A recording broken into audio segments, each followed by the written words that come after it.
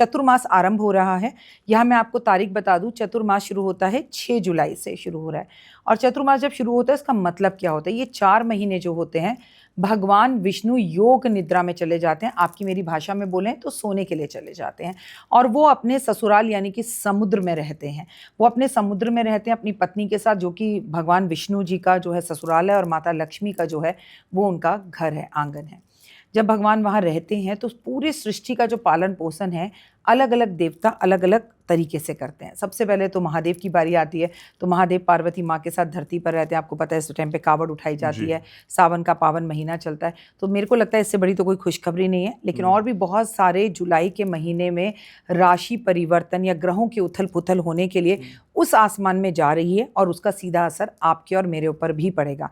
हाँ घनश्याम, आपने ये बहुत अच्छी बात की बच्चा कि कुछ गुड न्यूज़। तो गुड न्यूज़ ये है कि देव गुरु बृहस्पति अब अपनी चाल बदलने जा रहे हैं। यहाँ पर मुझे आपके साथ 5 मिनट चाहिए होंगे। मैं आपके साथ कुछ डाटा जो है वो शेयर करने जा रही हूँ, कुछ डेट शेयर करने जा रही हूँ, जिसमें बड़ा जो है ग्रहों का राशि परिवर्तन होना या अस्त होना या उदय होना या दृष्टि पड़ना, तमाम तरह की चीज़ें हो रही हैं जो सीधा होगा तो ब्रह्मांड में और होगा जुलाई के महीने में सावन के टाइम पर, लेकिन इसका सीधा असर आपके और मेरे ऊपर निश्चित ही पड़ेगा।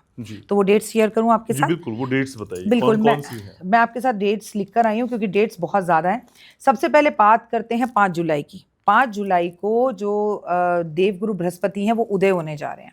अभी तक वो अस्त थे। देवगुरु जो है मैं आपको बता दूं इस वक्त मिथुन राशि के अंदर गोचर कर रहे हैं और मिथुन राशि के अंदर वो रहने वाले हैं 18 अक्टूबर तक। विदेश से संबंधित सभी काम बनेंगे। विदेश जाना चाहते हैं जा पाएंगे, वीज़ा चाहते हैं मिल पाएगा, पढ़ाई कर रहे हैं पूरी हो पाएगी, पीएचडी कर रहे हैं कंप्लीट हो पाएगी, कोई कंपटीशन एग्जाम दे रहे हैं हो पाएगा, नौकरी का इंतजार कर रहे थे मिल पाएगी, पढ़ाई आपकी पूरी होगी, अगर कोई काम अधूरा रह गया तो वो पूर्ण होगा। सबसे ज़्यादा इस टाइम पर विवाह होंगे। इस साल रिकॉर्ड तोड़ विवाह होंगे। वैसे मैं आपको बता दूं चतुर्मास में विवाह नहीं होता।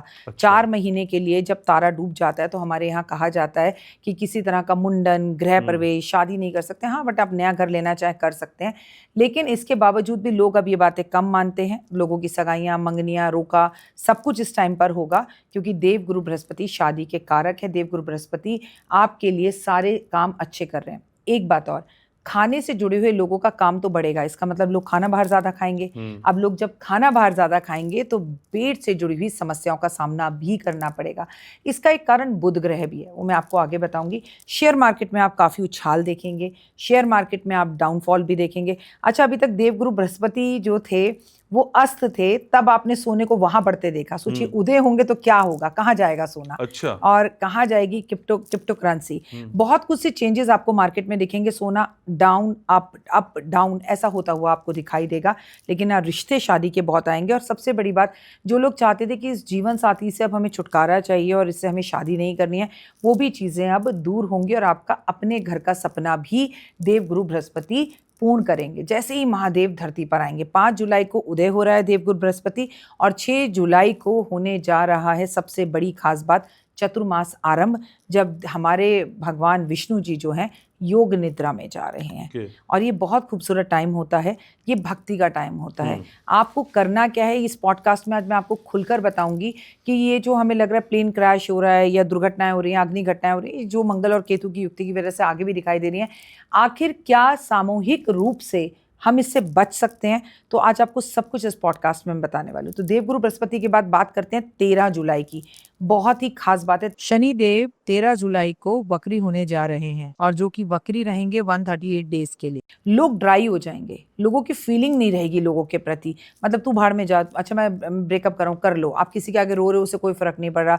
बॉस आपसे झगड़ा कर रहे हैं, आपकी जॉब जा रही है, बॉस कह रहे जाना है तो जा, मैं नहीं रखूंगा, मुझे कोई फर्क नहीं पड़ता। इसे कहते हैं लोगों का ड्राई होना, क्योंकि बहुत स्लो हो जाते हैं शनि। जब शनि स्लो है ही वैसे भी, तो उनके अस्त होने के बाद सिचुएशंस जो होती हैं वो और भी ज़्यादा बिगड़ जाती हैं।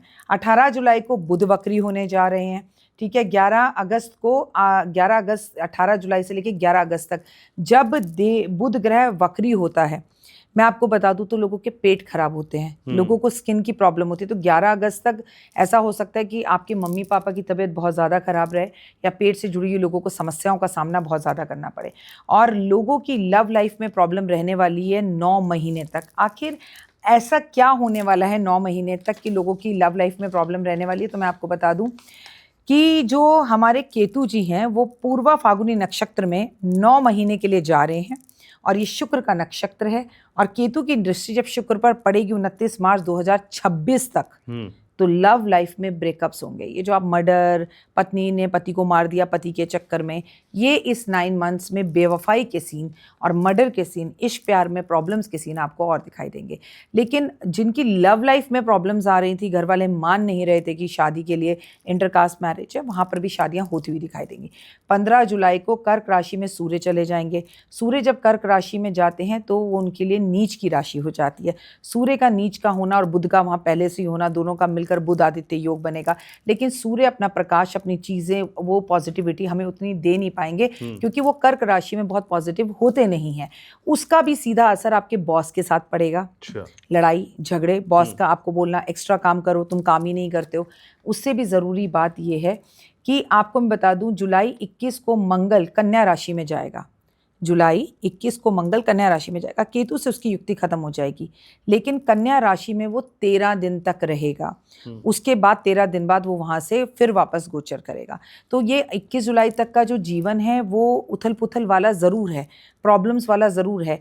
लेकिन आज आपके पॉडकास्ट में मैं पहली बार बताने जा रही हूँ कि इस प्रॉब्लम से हम बाहर निकल सकते हैं सहयोग से, सामाजिक रूप से और इकट्ठे होकर। कैसे, ये मैं आपको आगे बताऊंगी।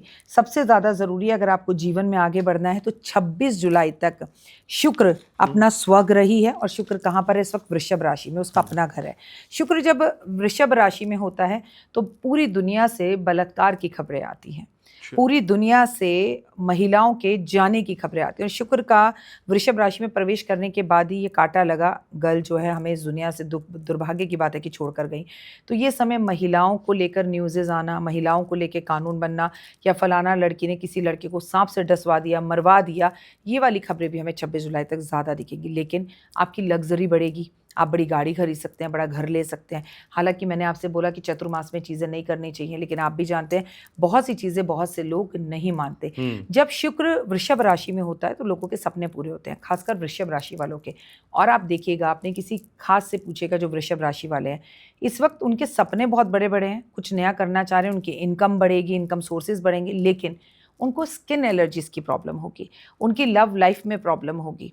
उनका जो लव लाइफ है, उनका दिमाग जो है सिर्फ काम, सब चीज़ों को छोड़कर घूमने फिरने, ऐश करने में और लव की तरफ अट्रैक्शन ज़्यादा होता है। तो ये सब कुछ जो है जुलाई में होने जा रहा है, अच्छा भी और बुरा भी। लेकिन सबसे अच्छा है देवगुरु बृहस्पति। अगर आप कहें तो थोड़ा रुक कर बताऊं कि इन सब प्रॉब्लम से हम बच कैसे सकते हैं, और कहें तो अभी बताऊं। ठीक है, थोड़ा रुक के और बातें करते हैं।